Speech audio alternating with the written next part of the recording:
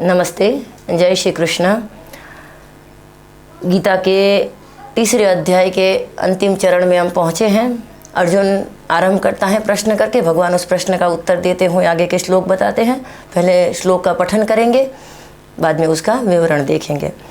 अर्जुन उवाच अथ केन प्रयुक्तोऽयं पापं चरति पूरुषः अनिच्छन् अपि वाष्णेय बलादीव नियोजितः। श्री भगवान उवाच काम एष क्रोध एष रजोगुण समुद्भवः महाशनो महापाप्मा विद्धयेन्मिह वैरिणं धूमेन व्रियते वह्निः यथा दर्शो मलेन च यथोल्बेनावृतो गर्भस्तथा तेनेदमावृतम् आवृतं ज्ञानमेतेन ज्ञानिनो नित्यवैरिणः कामरूपेण कौन्तेय दुष्पुरेणानलेन च इन्द्रियाणि मनोबुद्धिर्स्याधिष्ठानमुच्यते एतैर्विमोहयत्येष ज्ञानमावृत्य देहिनं तस्मात् त्वम् इन्द्रियाण्यादौ नियम्य भरतर्षभ पाप्मानं प्रजहीयेन ज्ञानविज्ञाननाशनम् इन्द्रियाणि पराण्याहुरिन्द्रियेभ्यः परं मनः मनसस्तु परा बुद्धिर्यो बुद्धे परतस्तु सः एवं बुद्धे परं बुद्ध्वा संस्तभ्यात्मानमात्मना चहि शत्रु महाबाहो कामरूपं दुरासदम्। ओम तत्सदिति श्रीमद्भगवद्गीता सुपनिषत्सु ब्रह्मविद्यायां योगशास्त्रे श्रीकृष्णार्जुन संवादे कर्मयोगो नाम तृतीयोऽध्यायः। श्रीकृष्णार्पणमस्तु। अर्जुन का प्रश्न है। वैसे ये अर्जुन का प्रश्न नहीं लगता मुझे तो, क्योंकि अर्जुन इतना पढ़े हुए थे, इतने शास्त्र पढ़े थे, फिर भी एक वकील जैसे अपने असीर की, जो अपने जिसका केस वो लड़ रहा है, वो अपराधी की, आरोपी की का पक्ष लेते हुए बोलते हैं कि भाई ऐसा नहीं था, ऐसा नहीं था। वो खुद उसका बन जाता है प्रतिरूप, कितनी मेहनत करता है। उसी तरह कदाचित महात्मा अर्जुन भी हमारे वकील बन के पूछ रहे हैं। नहीं, अब भगवान में भगत श्री कृष्ण में ये भगवत तत्व प्रकट हुआ है, तो अब आप पूछ ही लीजिए जो भी पूछना है। तब अर्जुन पूछ रहे हैं कि न चाहते हुए भी एक समझदार व्यक्ति, बुद्धिमान व्यक्ति, जानने वाला व्यक्ति पाप की ओर क्यों चला जाता है? न चाहते हुए, अनिच्छन्नपि, अनिच्छा के साथ, अनिच्छा है फिर भी न जाने कौन सी शक्ति खींच के ले जाती है। हम नहीं चाहते कि हम उस मार्ग पे जाएं, लेकिन कौन सी शक्ति, पुरुष, इधर पुरुष का अर्थ मनुष्य लेना है। पुरे शेते इति पुरुषः, जो नवद्वार रूपी इस पुर माने शरीर में रहता है वो पुरुष है। संस्कृत में पुरुष का अर्थ मनुष्य है। यहाँ इस संदर्भ में पुरुष का अर्थ जेंडर संबंधित इधर नहीं है कि नर के लिए बस कहा गया है, नारी के लिए भी इतना ही संबंधित रखता है ये श्लोक, कि न चाहते हुए भी हमारा मन पाप की ओर क्यों चला जाता है। तो उसका भगवान जवाब दे रहे हैं कि ये काम और क्रोध जो है ना, रजोगुण से उत्पन्न हुए काम और क्रोध। गीता का एक भी शब्द ऐसा नहीं कि जिसमें आप कोई अंगुली निर्देश करके प्रश्न उठा पाए कि काम और क्रोध बुरे हैं तो ईश्वर ने निर्मित ही क्यों किया। हाँ, विकार हमने नहीं बनाए हैं, विकार ईश्वर निर्मित है, प्रकृति निर्मित है। तो काम और क्रोध नामक जो ये रजोगुण से उत्पन्न हुए काम और क्रोध है ना, वो महाशन है। महाशन मानी ज़्यादा खाने वाले। हमारा अधिक से अधिक समय ये काम क्रोध की चेष्टाओं में ही चला जाता है। अधिक से अधिक हमारा आयु की आयु, जन्म के जन्म चले जाते हैं। महापापमा विद्धयेन मिह वैरिणम, इसको तू अपना सबसे बड़ा शत्रु मान। सबसे बड़ा हमारे मनुष्य का शत्रु कौन सा है? काम और क्रोध, और वो भी रजोगुण से उत्पन्न हुए। और कैसी व्याख्या दी है भगवान ने कि काम और क्रोध जिस अज्ञान से उत्पन्न होते हैं, जिस मोह से उत्पन्न होते हैं, या जिस रजोगुण से उत्पन्न होते हैं, वो करता क्या है? काम और क्रोध से जिस अज्ञान से उत्पन्न हुए, वो अज्ञान करता क्या है? कि जैसे धुआं हो तो अग्नि नहीं दिखती है, धुआं ही दिखता है, नीचे अग्नि होती है लेकिन धुआं अग्नि को अदृश्य कर देता है, अग्नि होते हुए भी अग्नि दिखती नहीं है। उसी तरह किसी दर्पण में, किसी मिरर पे, किसी आईने पे यदि धूल लग गई हो तो हम अपना प्रतिबिंब नहीं देख पाते हैं।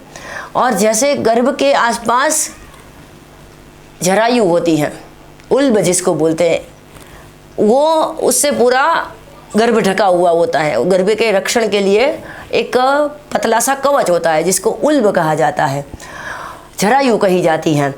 उसी तरह आवृतम ज्ञान में तेन, उसी तरह आवृत अज्ञान ज्ञान को आवृत्त करता है, अज्ञान ज्ञान को ढक देता है। तो क्या करना है, काम, जिस अज्ञान से, जिस मोह से काम उत्पन्न होता है उस अज्ञान का नाश करना। जैसे उदाहरण दे तो जब बारिश का मौसम हो, बरसात आ रही हो, तब एक छोटा सा बादल बड़े से सूर्य को ढक देता है, तब हमें क्या लगता है कि बादलों से सूर्य ढक गया। तो सीधा साधा तर्क है कि जो चीज़ ढकती है वो उस वस्तु से बड़ी होनी चाहिए। सीधा साधा तर्क है कि एक इतनी छोटी पुस्तक को कवर करने के लिए उसको बड़ा थोड़ा होना चाहिए, तभी तो वो पूरा कवर हो पाएगी। तो सूर्य से क्या वो बादल बड़ा है? नहीं है। मानी अज्ञान क्या ज्ञान से बड़ा है? नहीं है। लेकिन अज्ञान हमारे समीप है। जो चीज़ समीप होती है, नज़दीक होती है, मानी कि मैंने ऐसे हाथ ढक दिया तो बड़ी से बड़ी चीज़ भी मेरे लिए अदृश्य हो गई। उस चीज़ से मेरा हाथ छोटा है फिर भी पास में है, इसीलिए बादल बहुत नज़दीक है और सूर्य बहुत दूर है। इसीलिए हमें वहम ये होता है कि बादलों ने सूर्य को ढक लिया। वास्तव में बादलों ने किसको ढक लिया है? हमारी आँखों को ढक लिया है। इसीलिए हमें सूर्य नहीं दिखता है। कहीं और हो सकता है, इधर बारिश है लेकिन कहीं और सूर्य हो सकता है, क्योंकि बादलों ने यहाँ के स्थान की जो वातावरण है वो उतने ही अवकाश को ढका है और वो बादलों ने ढका है, सूर्य को नहीं ढका है, उस स्थान को ढका गया है। उसी तरह अज्ञान ने ज्ञान को आवृत्त करके रखा है, तो उस अज्ञान का आवरण हटा देना ही ज्ञान प्राप्ति है। अंधकार के साथ लड़ने से प्रकाश नहीं होता है। ज्ञान प्राप्ति जैसे जैसे होती जाएगी वैसे अज्ञान रूपी अंधकार अपने आप चला जाएगा। अज्ञान का मुकाबला कोई तलवार लेके नहीं करना है। काम के साथ लड़ने के लिए कोई तलवार निकालने की ज़रूरत नहीं है, वो शत्रु होते हुए भी। काम और क्रोध निकालने के लिए या काम और क्रोध के ऊपर विजय पाने के लिए क्या करना चाहिए? तो बोलते ज्ञान। यदि ज्ञान हमारे जीवन में आ गया तो और काम और क्रोध रहेंगे नहीं। कोई भी क्रोध करने वाला व्यक्ति 24 घंटे क्रोध नहीं कर सकता है। इसका मतलब 24 घंटे कोई व्यक्ति चाहे तो शांत रह सकती हैं, लेकिन 24 घंटे कोई क्रोध नहीं कर सकता है। मानी कि वो असहज बात है।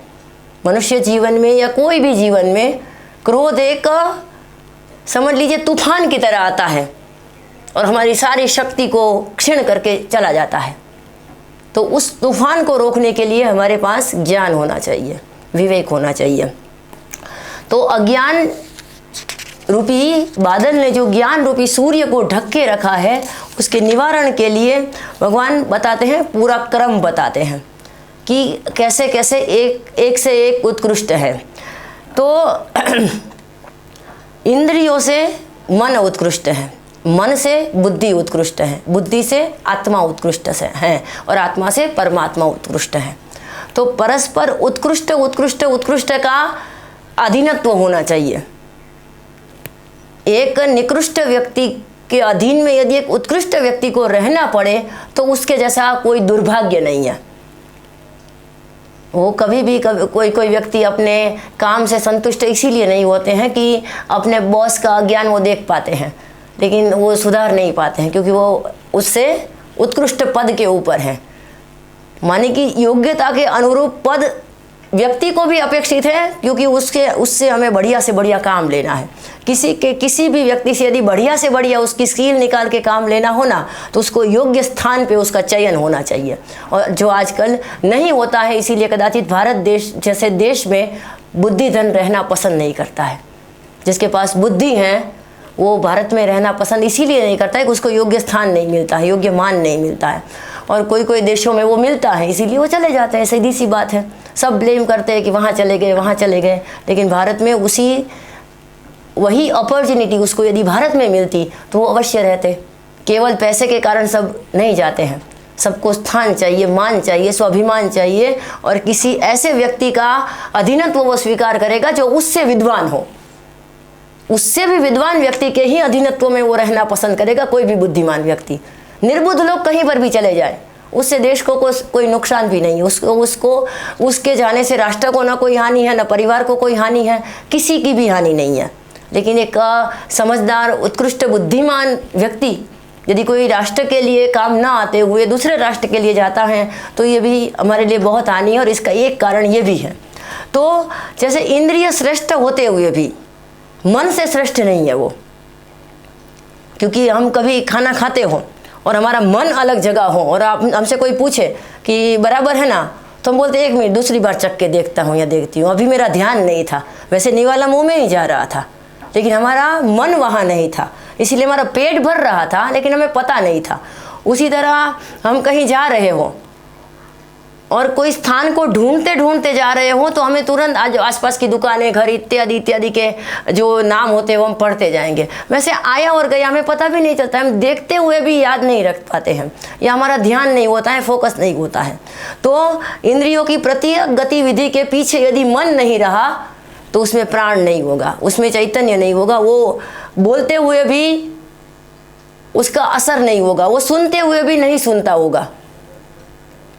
वो सुनता है लेकिन फिर भी नहीं सुनता है, क्योंकि कान है, शब्द कान में जा रहे हैं, मन तक नहीं पहुंच रहे हैं।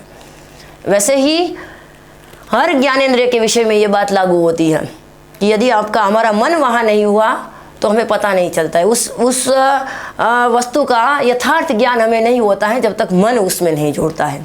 फिर जब बुद्धि जुड़ती है तब ग्रहण, धारण, स्मरण ये सब बुद्धि से होता है, और बुद्धि भी कहीं तो रुक जाती है, बुद्धि कहीं रुक जाती है, वहाँ से आत्म तत्व है, माने कि आत्मा बुद्धि से भी परे है, बुद्धि से भी श्रेष्ठ है। और यो बुद्धे परतस्तु सह, वो बुद्धि से भी पर है, और उसी आत्मा का परमात्मा के साथ अनुसंधान है। तो इंद्रिय से लेके मन तक, मन से बुद्धि तक, और बुद्धि से आत्म तत्व की जो यात्रा है वो हमें ज्ञान से करनी है। ज्ञान इसमें साधन भी है, ज्ञान इसमें साध्य भी है। तो ये पूरी यात्रा भगवान इसमें बताते हैं, और ज्ञान और विज्ञान का नाश कर देने वाला ये काम है। ज्ञान और विज्ञान के यात्री के लिए सबसे बड़ा कोई शत्रु हो तो वो काम है। इसीलिए जैसे काम का आक्रमण होता है उसी तरह हमें अपने ज्ञान रूपी शस्त्र को भी अपडेट करते रहना है, आज की भाषा में बोले तो। क्योंकि जैसे जैसे हमारे ही रोज का अभ्यास छूटा, रोज का पठन छूटा, रोज की हमारी जो आध्यात्मिक साधना है वो छूटी, तो समझ लीजिए काम हाथ में शस्त्र लेके खड़ा ही है। इसीलिए रामकृष्ण परमहंस का एक बहुत अच्छा उदाहरण आता है कि प्रतिदिन प्रार्थना करनी चाहिए। क्या एक साधक ने पूछा, प्रतिदिन ध्यान करना चाहिए, प्रतिदिन प्रार्थना करनी चाहिए, प्रतिदिन ये सब अभ्यास, चिंतन, स्वाध्याय इत्यादि करने चाहिए, न करे तो क्या होगा 2-5 दिन। तब रामकृष्ण परमहंस ने बहुत अच्छा उत्तर दिया कि ये पीतल का लोटा है, इसको यदि रोज धो के रखोगे तो कैसा सोने जैसा लगेगा। 5 दिन न धो इसको, बस 5 ही दिन, कैसा मलिन हो जाएगा। उसी तरह हमारे मन को भी हमें रोज धोना पड़ेगा। शरीर को जैसे प्रतिदिन साफ करते हैं, स्वच्छ रखते हैं, शुद्ध करते हैं, उसी तरह प्रतिदिन हमें मन का स्नान प्रार्थना से करना पड़ेगा। जैसे हम प्रतिदिन भोजन लेते हैं ताकि शरीर दुर्बल ना हो जाए, उसी तरह हमें प्रतिदिन स्वाध्याय करना है ताकि मन और बुद्धि निर्बल ना हो जाए। जिस तरह हम शरीर को वस्त्रों से सजाते हैं, शरीर को श्रृंगार से सजाते हैं, उसी तरह हमें अच्छे विचारों से, अच्छे कर्मों से अपने मन और बुद्धि का श्रृंगार करना है ताकि वो अच्छे दिखे। तो ये जो सूक्ष्म बातें हैं वही गीता के अंतर्गत आती है कि अंत में भगवान श्री कृष्ण अर्जुन को जैसे आदेश देते हो वैसे आज्ञार्थ प्रयोग करते हैं। जही शत्रु महाबाहो, तुम काम रूपी शत्रु के ऊपर विजय प्राप्त करो। जही शत्रु महाबाहो काम रूपम दुरासदम, काम कैसा है? तो बोलते हैं दुर्जयी हैं। दुरासदम माने दुर्जयी, उसके ऊपर विजय प्राप्त करना बहुत बहुत बहुत कठिन बात है, क्योंकि जन्म जन्मांतर से इसी काम के साधन से हमने बहुत कुछ प्राप्त किया है, बहुत कुछ प्राप्त भी किया है। जैसे कि हम एक नौका से यात्रा कर रहे हो, पूरा नदी पार करने के लिए हमें उस नौका की ज़रूरत थी, लेकिन हम उस नौका के ऊपर ही आसक्ति रखें कि अब तो भाई ज़मीन पे भी हम नौका ही चलाएंगे, चाहे वो चले चाहे ना चले। हमें तो नौका से इतना प्रेम हो गया क्योंकि इसी नौका ने हमें यहाँ तक यात्रा करवा दी। तो भौतिक कुछ भी साधन प्राप्त करने के लिए आप में कूट कूट के कामना होनी चाहिए, तभी आप भौतिक सुख प्राप्त कर पाएंगे। और आज हर मोटिवेशनल स्पीकर यही बोलते हैं कि आप गोल तय करो, कुछ ना कुछ ऐसा आप ध्येय निश्चित करो कि जिससे आप मिलियनर हो जाओ, जिससे आप प्रतिष्ठित हो जाओ, जिससे आप ये प्राप्त कर लो, वो प्राप्त कर लो। केवल भौतिक सुख संपत्ति को प्राप्त करना ही जिस काल में मनुष्य जीवन की इति कर्तव्यता बन जाए, उस काल में तो प्रत्यक्ष अप्रत्यक्ष हर जगह पे आपको यही सुनाई देगा कि काम बढ़ाओ, काम कम करो नहीं, इच्छाओं को बढ़ाओ, डिजायर्स बढ़ाओ, सपने ज़्यादा देखो, सपने ज़्यादा देखो, क्योंकि सपने देखो, विजुअलाइजेशन करो, ये करो वो करो, आप ये प्राप्त कर लोगे, वो प्राप्त कर लोगे। सब कुछ प्राप्त करने की चाह में ही हम कुछ ऐसा छूट जाता है हमसे, हम कुछ ऐसा ही जानबूझ के छोड़ देते हैं कि सब कुछ प्राप्त करते हुए भी हम संतुष्ट नहीं हो पाते हैं। क्योंकि संस्कृत में एक सुभाषित है कि जिस दिन आपके पास 10 रुपये होंगे आपको 100 की कामना होगी, 100 मिल जाएंगे, 1000 की होगी 1000 मिल जाएंगे, 10,000 की होगी 10,000 मिल जाएंगे, लाख की होगी लाख मिल जाएंगे, करोड़ की होगी करोड़ मिल जाएंगे, अरबों की होगी अरब मिल जाएंगे। तो फिर लगेगा कि अब मैं देश का सबसे बड़ा श्रीमंत व्यक्ति बन जाऊँ। फिर देश का सबसे बड़ा श्रीमंत व्यक्ति बन गए तो मैं अब विश्व का सबसे बड़ा श्रीमंत व्यक्ति बन जाऊँ। ठीक है, विश्व का भी सबसे बड़े श्रीमंत व्यक्ति बन गए, अब त्रैलोक्य में मेरे जैसा कोई श्रीमंत ना हो, मैं कुबेर से भी ज़्यादा श्रीमंत बन जाऊँ। ये लालसा का अंत नहीं है, जहाँ पर आप रुक जाते हैं और आप अपनी दिशा बदल लेते हैं प्राप्ति की। भौतिक संपत्ति की प्राप्त करने की चाह से ही मुक्त हो जाते हैं, उस दिन समझ लीजिए कि आपने सब कुछ प्राप्त कर लिया। जो प्राप्त करते हुए भी संतुष्टि कभी भी नहीं मिलने वाली है, इसमें संतुष्टि केवल एक मृग तृष्णा है, मृग जल है। आपको लगेगा कि इतना प्राप्त करने पे अब वो लोग जो बैठे होंगे, जो मिलियनर है, वो शांति से बैठे होंगे, अब कुछ प्राप्त नहीं करना है क्या, नमे पार्थास्ति कर्तव्यम कह के बैठे होंगे क्या? नहीं, जैसे जैसे मिलता जाता है वैसे वैसे प्यास बढ़ती जाती है। भूय एवाभिवर्धते, अग्नि में जैसे जैसे घी डालते जाओगे वैसे वैसे अग्नि और भभकेगी और उसकी लपटें बढ़ेगी, वो शांत नहीं होगी। तो मन को यदि शांत करना है तो कामनाओं के ऊपर विजय प्राप्त करना पड़ेगा। रजोगुण से उत्पन्न हुई काम और क्रोध के ऊपर विजय प्राप्त करके ही हम ये दुर्जय ऐसे काम के ऊपर विजय प्राप्त कर पाएंगे। जो काम यदि हमारे अंदर बढ़ता गया प्रतिदिन इच्छाओं के रूप में, काम का अर्थ यदि यहाँ इच्छा करना है, डिज़ायर करना है, वो वाला काम नहीं करना है स्त्री पुरुष संबंध वाला। इधर काम का अर्थ है इच्छा। हमारी इच्छाएं जैसे जैसे बढ़ती जाएगी वैसे वैसे क्या होगा, हमारी ज्ञान की यात्रा रुक जाएगी। हमारा पूरा फोकस उसी पे होगा कि ये लेना है, वो लेना है, वो प्राप्त करना है। लेकिन मन की शांति के लिए हमें कामना को छोड़ना पड़ेगा, और ऐसी कामना तो बिल्कुल छोड़ देनी है कि जो हमारी लालसा को बढ़ाती है, जो हमारी दिन प्रतिदिन ऐसी कामनाएं ही हमारे अंदर आ जाती हैं कि जो हमारी रजोगुण से उत्पन्न हुई हो। रजोगुण का अर्थ यही होता है कि लालसा बढ़ाने वाला, लोभ बढ़ाने वाला। मैं गीता संपूर्ण पढ़ूंगा, ये भी एक कामना है, और संपूर्ण गीता का अभ्यास करके मैं कुछ अच्छा प्राप्त करूंगा, ये भी कामना है एक प्रकार की। लेकिन ये रजोगुण से उत्पन्न हुई नहीं है, सत्वगुण से उत्पन्न हुई है। इसीलिए भगवान ने यहाँ स्पष्टता की ही पहले ही श्लोक में कि रजोगुण से उत्पन्न हुआ काम और क्रोध। इसीलिए हमारा क्रोध क्रोध है, और महापुरुषों का क्रोध क्रोध नहीं है, पुण्य प्रकोप है। हाँ, कृष्ण भगवान ने बिना क्रोध में आए शिशुपाल का वध कर दिया होगा, अर्जुन ने बिना क्रोधित हुए इतनी सहस्रों की सहस्र लक्ष्य की लक्ष्य सेना का विध्वंस कर दिया होगा। लेकिन वो क्रोध के पीछे रजोगुण नहीं था, वो क्रोध के पीछे निजी राग द्वेष नहीं था। तो ये जो निमित्त बन के कुछ भी कर्म करने की कला है वो भगवान सिखाते हैं। और आगे चौथे अध्याय में भी इसी सूत्र से हम आगे बढ़ेंगे। भगवान श्री कृष्ण के उद्बोधन से वो चौथे अध्याय का आरंभ होता है। पूरे पुनर्जन्म, पूर्व जन्म इत्यादि की बातें करते हुए भगवान आगे उसमें भी ज्ञान कर्म संन्यास की बातें करेंगे, तो उसका विवरण हम आगे देखेंगे। नमस्ते, जय श्री कृष्ण।